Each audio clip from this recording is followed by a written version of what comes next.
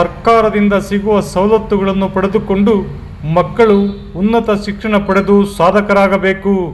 ಹಲಗೂರಿನ KPS ಶಾಲೆಯಲ್ಲಿ ಶಿಕ್ಷಕ NM Puttaswamy ಕರೆ.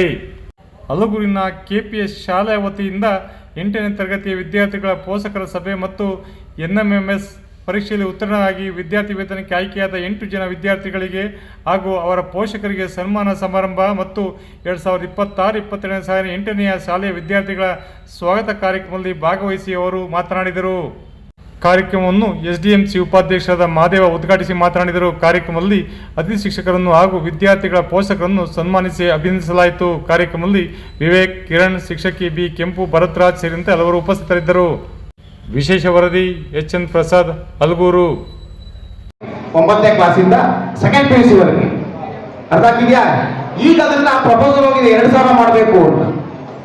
ಅದು 2000 ಮಾಡಿದ್ರೆ ಅಪ್ರಾಕ್ಸಿಮೇಟ್ ಆಗಿ 96,000 ಅಂದ್ರೆ ನಿಯರೆಸ್ಟ್ 1 ಲಕ್ಷ ರೀಚ್ ಆಗುತ್ತೆ.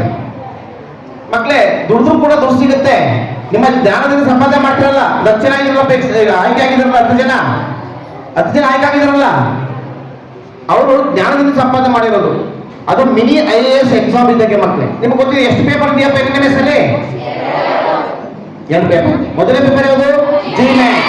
GMAT ಅಂದ್ರೆ ಜನರಲ್ ಮೆಂಟಲ್ ಎಬಿಲಿಟಿ ಟೆಸ್ಟ್. ಅದರ ವಿವೇಕ್ ಸರ್ ಮಾಡಿದ್ದಾರೆ, ಗೊತ್ತಿದೆಲ್ವಾ? ಅಲ್ಲೇ ಸ್ಟಾರ್ಟ್ ಮಾಡ್ತಾರೆ ಇವತ್ತಿನ ಅನ್ಕೊಂಡಿದ್ದೀನಿ.